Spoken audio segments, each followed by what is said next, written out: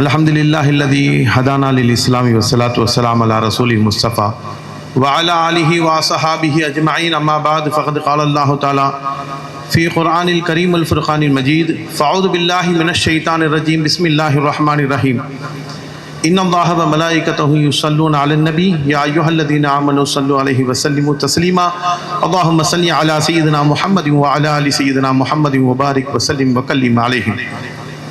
அல்லாஹ்வின் பேரருள் கிருபை கருணை அல்லாஹு தஆலா நம்மை ஷேக் நாயகம் அவருடைய நூற்றாண்டு மீலாது விழாவிலே கலந்து கொள்ளும் வாய்ப்பை அல்லாஹ் அருள் புரிந்தானே, அந்த அல்லாஹ்வுக்கு எல்லா புகழும் அல்ஹம்துலில்லாஹ். நிச்சயமாக நாம் ஃபைஸ் நாயகம் அவர்களை ஒவ்வொரு வினாடியும் கொண்டாடி கொண்டே இருக்க வேண்டும். காரணம், அவர்கள் நமக்கு வலமு அன்னஹு லா இலாஹ இல்லல்லாஹ் என்ற இல்மு ஞானத்தை நமக்கு கொடுத்தார்கள். அல்லாஹ் விளங்க சொன்னான், கலிமாவை சொல்லவில்லை. திருமறையிலே அல்லாஹ் விளங்க சொன்னான். அந்த விளக்கம் நமக்கு கிடைத்தது ஃபைஸ் நாயகம் கரம் பிடித்ததன் காரணமாக கிடைத்தது. அதற்காக நாம் ஒவ்வொரு வினாடியும் கொண்டாடி கொண்டே இருக்க வேண்டும். எனக்கு முன்னாடி பேசிய கமால் ஹாஜியார் அவங்க சொன்னாங்க, நான் ஒன்றும் இல்லை. நிச்சயமாக ஒவ்வொரு ஃபைஸியும் சொல்லக்கூடிய விஷயம்தான். அதை தான் நானும் சொல்கின்றேன். கசக்கி எரியப்பட்ட ஒரு வீதியில எரியப்பட்ட ஒரு காகிதமாக கிடந்தேன் நான். ஒரு அறிவாளியின் கண்ணிலே பட்டது அந்த காகிதம். அவர் அந்த கசக்கி எரியப்பட்ட காகிதத்தை எடுத்து சரி செய்தார். செய்து அதை கத்திரிக்கோள்களால் வெட்டி அழகிய ரோஜாவை போன்று செய்து விட்டார்.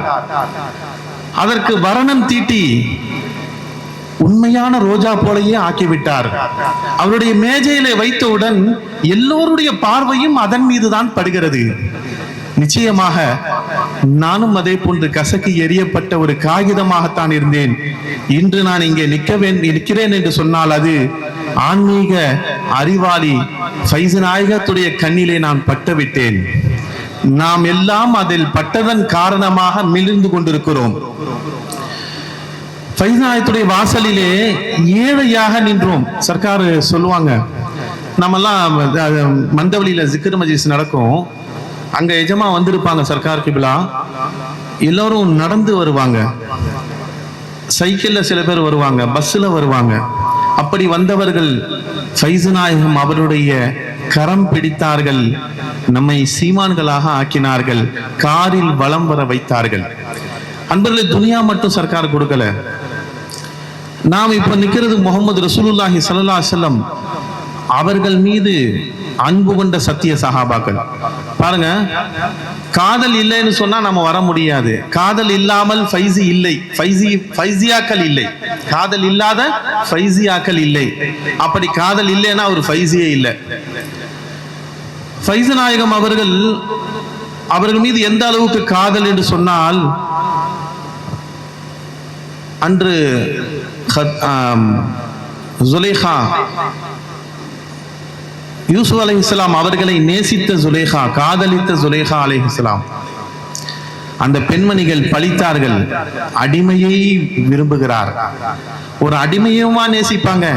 ராணியாக அரசியாக இருந்து கொண்டு அடிமை நேசிப்பதா என்று அவர்களை பழித்தார்கள். அவர்களுக்கு யூசுப் அலைஹிஸ்ஸலாம் யார் என்று காட்டுவதற்காக ஒரு விருந்து வைத்தாங்க. நம்ம கேள்விப்பட்டிருக்கிறோம். அவங்க நடந்து போனார்கள். என்ன சாப்பிட்டுட்டு எல்லாம் சாப்பிட்டு முடிச்சுட்டு கையில கத்தியை கொடுத்தாங்க. ஆப்பிளை அறுக்க சொல்லி சாப்பிட சொல்லி கத்தியையும் ஆப்பிளையும் கையிலே கொடுத்தார்கள். அதை அறுத்து கொண்டிருக்கும் போது யூசுப் அலைஹிஸ்ஸலாம் வெளியே வந்தார்கள். அவர்களை பார்த்த கண்கள் எல்லாம் மயங்கி விட்டன. என்ன செய்யறோன்னு கூட தெரியல அவங்களுக்கு.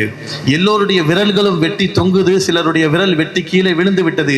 அதில ஒரு பெண்மணி இருந்தால், அவர் பிரசவம் 9 மாத கர்ப்பிணியாக இருந்தால் அவருக்கு பிரசவ வலியே வந்தது. வலி வந்ததும் தெரியவில்லை. யூசுப் அலைஹிஸ்ஸலாம் அவர்களை பார்த்ததன் காரணமாக வலி வந்தது கூட தெரியவில்லை. அவர்கள் அப்படியே வலம் வந்தார்கள். திரும்ப 2வது அந்த அறைக்குள்ளே போய்விட்டார்கள். போன பிறகுதான் தெரியுது என்ன நடந்தது என்று. எல்லோருடைய விரல்களும் வெட்டி துண்டாகி கிடக்கிறது. அந்த பிரசவ வலி வந்து குழந்தை பிறந்து விட்டது, அது கூட தெரியல. அவர்களுடைய அழகிலே மயங்கியதன் காரணமாக அப்பதான் விளங்கி கொண்டார்கள் ஏன் அடிமையை நேசித்தார்கள். ஆயிஷா ரலியல்லாஹு தஆலா அன்ஹா சொன்னாங்க, என் முத்து முகமது ரசூலுல்லாஹி ஸல்லல்லாஹு அலைஹி வஸல்லம் அவர்களின் அழகை கண்டவர்கள் தன் கல்வை அறுத்து கொண்டார்கள், இதயத்தை அறுத்து கொண்டார்கள் என்று சொன்னாங்க. சத்திய சஹாபாக்கள் பெருமானார் ஸல்லல்லாஹு அலைஹி வஸல்லம் அவருடைய அழகிலே மயங்கி தன்னுடைய உடலை சல்லடையாக்கினார்கள் போரிலே. முஹம்மது ரசூலுல்லாஹி ஸல்லல்லாஹு அலைஹி வஸல்லம் அவர்களுக்காக வேண்டி தன் உயிரையும் துச்சமாக மதித்தார்கள் அவருடைய அழகிலே மயங்கி. அந்த முஹம்மது ரசூலுல்லாஹி மீதுள்ள காதல் கொண்டதன் காரணமாக அன்பர்களே, ஃபைஸ் நாயகம் அவர்கள் நம்மை நேசித்தது அதிகம், நாம் அவர்களை நேசித்ததை விட.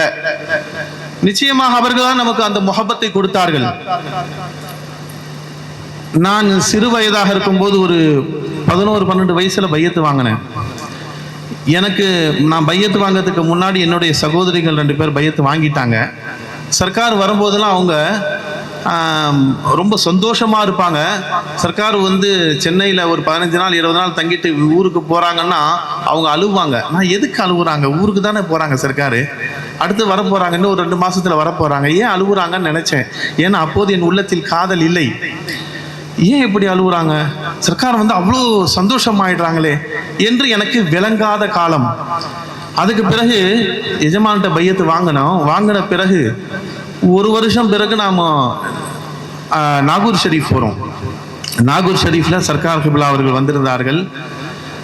அவங்க மேல எனக்கு பார்த்த உடனே ஒரு முஹப்பத்து வந்துச்சு. அப்பதான், ஏன்னா எஜமான் தானே போடுறது அந்த முஹப்பத்தையே, அவள் மீது ஒரு முஹப்பத்து வந்தது.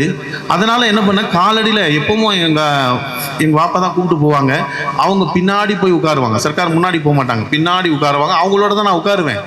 ஆனா அந்த நாகூர் ஷெரீஃபுடைய அந்த சஃபர்ல சர்க்கார் கிட்ட போய் உட்காரணும்னு என் உள்ளத்துல ஆசை காலடியில் உட்கார்ந்தேன். அப்போ காலடியில் உட்கார்ந்து கால் அமைக்கிட்டு இருக்கும்போது ஹவாலி நடந்துச்சு. உருது ஹவாலி, எனக்கு உருது தெரியாது, தமிழ் தான். உருது ஹவாலில என்னை அறியாமல் அழுகிறேன். அழுந்து சர்க்கார் காலில் விழுந்து அழுகுறேன். அப்போ முஹீத் ஃபைசி அவங்க இருந்தாங்க. அவர் தான் பின்னாடி இருந்து பிடிச்சி அப்படி தூக்குறாங்க. சர்க்கார் விட்டுடுமான்னாங்க. நான் காலில் விழுந்து அழுகுறேன். 5 நிமிஷம் கிட்டத்தட்ட அழுதுருப்பேன். சர்க்கார் முதுவை தடவினாங்க. நான் அழுக வேண்டியது என் புள்ள அழுகுதுமா அப்படின்னாங்க. அன்று வந்த முஹப்பத், அன்று வந்த ஒரு காதல் எந்த அளவுக்குன்னா எஜமான பிரிய முடியாத அளவுக்கு ஆயிடுச்சு. 1 வாரம் கிட்டத்தட்ட இருந்தோம். சர்க்கார் காலடியே சுற்றி வந்தா அவங்க காலடியிலே உட்கார்ந்துருந்தேன். நிஜமா எனக்கு அத்தர் பாட்டில் அதை தேய்ப்பாங்க, கையில ஊற்றி தான் தேய்ப்பாங்க. அத்தர் தேய்ச்சிட்டு அந்த காலி பாட்டில் எனக்கு கொடுத்து பத்திரமா வச்சுக்கணும், ஷேக்குடைய பரிசு அப்படின்னு சொன்னாங்க. அது ரொம்ப பத்திரமா வச்சுக்கிட்டேன். அதற்கு பிறகு ஊருக்கு போக வேண்டிய நேரம் வந்துருச்சு. 1 வாரத்துல கிளம்பிட்டோம். அந்த சமயத்துல தான் ஜும்மாவுக்கு பிறகு சர்க்கார் கிப்லா அவர்கள் கனிமி ஷா ஹஸரத் கிப்லா அவர்களுக்கும் ஹக்கீமி ஷா ஹஸரத் கிப்லா அவர்களுக்கும் கிலாஃபத்து கொடுத்தாங்க. மகரிபுக்கு பிறகு ஜும்மா அன்னைக்கு தான் தொழுது முடிச்சுட்டு. செய்தி என்னன்னா, அன்று 1 வாரம் இருந்துட்டு சர்க்காரை விட்டு பிரிந்து செல்கிறோம். என்னால் முடியல. ட்ரெயினில் ஏறி உட்கார்ந்து அழுகிறேன். என்னை அறியாமலே நான் அழுகிறேன். ஏன் இப்படி ஒரு காதல் எனக்கு வந்துச்சு? அன்பர்களே, அந்த நிலவை பார்த்தால் நிலவிலே ஃபைஸ் நாயகம் தெரிகிறார்கள். பூர்ண சந்திரனா இருந்துச்சு. அந்த நிலவில் ஃபைஸ் நாயகம் தெரிகிறார்கள். அந்த ஸ்டேஷன்ல நம்ம ட்ரெயின்ல போயிட்டு இருக்கும்போது பார்த்தா மினாரா தெரியும். அதை தாண்டி போகும்போது ஒரு ஒளிவு தெரிஞ்சிச்சு. அந்த லைட்டுடைய வெளிச்சம் மேல அப்படியே எல்லா இடத்துலும் இருட்டா இருக்கு, அங்க மட்டும் ஒளிவா இருக்குது. அந்த ஒளியிலே ஃபைஸ் நாயகம் தெரிகிறாங்க. அன்று இருந்து காதல் வளர்ந்து கொண்டேதான் இருந்தது, தேயவில்லை. அல்லாஹ் ஃபஸில் செய்ய வேண்டும் அன்பர்களே. அப்போ அல்லாஹ் தஆலா நாம காதலிக்கல ஃபைஸ் நாயகத்தை, நம்மை ஃபைஸ் நாயகம் காதலிக்க வைத்தார்கள். அவர்கள் நம்மை காதலிக்க வைத்தார்கள். அன்பர்களே, நாமும் அல்லாஹுடைய ஃபஸில் கிருபை ஷேக் நாயகத்தோட ஒரு தடவை இருக்கும்போது ஒரு ஏழை முரீத் அவர் ஆக்சுவலாக வீடு கடைக்கடையாக பிஸ்கெட் போடுவார். நாங்கள் சில்லா இருந்தப்போ எல்லாம் ஜிக்ர் மஜ்லிஸ் முடிச்சுட்டு வரும்போது, என்ன இங்கே கும்பலாக இருக்கிறீங்களேன்னு கேட்டார். மஜ்லிஸ் நடக்குது, வேலைக்கிழமை ஜிக்ர் மஜ்லிஸ் நடக்கும்னு சொன்னோம். நான் கலந்துக்கலாமான்னு கேட்டார். அடுத்த வாரம் வாங்க கலந்துக்குங்க, பிரச்சனை இல்லைன்னு சொன்னோம். அடுத்த வாரம் வந்துட்டார். சர்க்கார் அவர்கிட்ட கேட்டாங்க, நீங்கள் யார் திடீர்னு வந்திருக்கிறீங்களே? இல்லை, நான் போன வாரம் வந்தேன், எல்லாரும் வெளியில வந்தாங்க, என்னன்னு கேட்டேன், மஜ்லிஸ் நடக்குதுன்னு சொன்னாங்க, நானும் கலந்துக்கலாமா கேட்டேன், ஒருத்தர் கலந்துக்கலான்னு சொன்னாங்க, அதனால வந்தேன்னு சொன்னாங்க. அப்படியே அல்ஹம்துலில்லாஹ் வாங்கன்னு சொல்லி சர்க்கார் சேர்த்துக்கிட்டாங்க. ஒரு 2-3 வாரம் வந்தாரு. அதுக்கு பிறகு பையத்தானார். சர்க்கார்ட்ட பையத்து கேட்டார். அவருக்கு அப்பதான் தெரிஞ்சிச்சு பையத்தை வாங்கணுன்றது. பையத்து வாங்கிட்டார். கொஞ்சம் அழுக்கு ட்ரெஸ்ஸாக தான் இருக்கும். ஒரு பேக் ஒன்று எடுத்துகிட்டு வருவார். அதில் தான் பிஸ்கெட்லாம் வச்சுருப்பார். ரொம்ப கருப்பாக இருக்கும் அந்த பேகு. எஜமா முகமே சுளிக்க மாட்டாங்க. அவ்வளோ கனிவாக பேசுவார்கள். காரணம் ஃபைசி நாயகம் ஒவ்வொருவரிலுமே ஹக்கை தரிசித்தார்கள். கண்ணே கண்ணேன்னு தான் கூப்பிடுவாங்க. நாம் நினைச்சுக்கிட்டோம் நம்மளை தான் கண்ணுன்னு சொல்றாங்கன்னு. கண்ணே ரஹ்மானேன்னு படிச்சாங்களே, அந்த அந்த கண்ணே ரஹ்மான் அவங்க சொன்னாங்க. செய்தி பின்னாடி தான் நமக்கு தெரிஞ்சிச்சு, எஜமா நம்ம பார்க்கல, நம்மள ஹக்க பார்த்தாங்கன்றது. அப்போ அவரை ரொம்ப சர்க்கார் விட்ட ஒரு தடவை வரும்போது சகஜமா பேசுவார். சர்க்கார் அவருக்கு பதில் சொல்லுவாங்க. சர்க்கார்கிட்ட ஒரு தடவை ஒரு அத்தர் ஒன்று கொடுத்தாரு, அத்தர் பாட்டில். அதை வாங்கி சர்க்கார் தேய்ச்சாங்க. தலைவலி வர அளவுக்கு அந்த காட்டான அத்தரு, சாதாரண அத்தர் அது. அதை தேய்ச்சிட்டு சர்க்கார் உடனே அதுக்கு பிறகு தேய்க்கல, மூடி வச்சுட்டாங்க. வச்சுட்டு போயிட்டு ஒரு அத்தர் பாட்டில் எடுத்துட்டு வந்தாங்க. உள்ள போய் அத்தர் பாட்டில் ஒன்று எடுத்துட்டு வந்தாங்க, துபை அத்தர். அதை கொடுத்தாங்க அவர் கையில. நீங்க கொடுத்த கிஃப்டை நான் பொருந்திக்கிட்டேன், வாங்கிக்கிட்டேன், இது என்னுடைய கிஃப்ட்னு சொல்லி கொடுத்தாங்க. இப்படிதான் பாவ கரையோடு போய் நின்றோம், நம்மை பரிசுத்தப்படுத்தினார்கள் ஃபைசி நாயகம் அவர்கள். நாம் ஏழையாக போயிருந்தோம், சீமானாக்கினார்கள். நாம் அல்லாஹ்வை மறந்திருந்தோம், நம்முடைய உள்ளத்திலே இறை தியானத்தை கொடுத்தார்கள் ஃபைசி நாயகம். அதனால் அவர்களை மறக்க முடியாது. கலிமான் வாழ்க்கையை வாழ வைத்தவர்கள் ஃபைசி நாயகம் அவர்கள். அவர்களை நாம் ஒவ்வொரு வினாடியும் கொண்டாடி கொண்டே இருக்க வேண்டும். அப்படிப்பட்ட பாக்கியத்தை எல்லாம் உங்களுக்கும் எனக்கும் தந்தரு புரிவானாக. வாசகனா அஸ்ஸலாமு அலைக்கும்.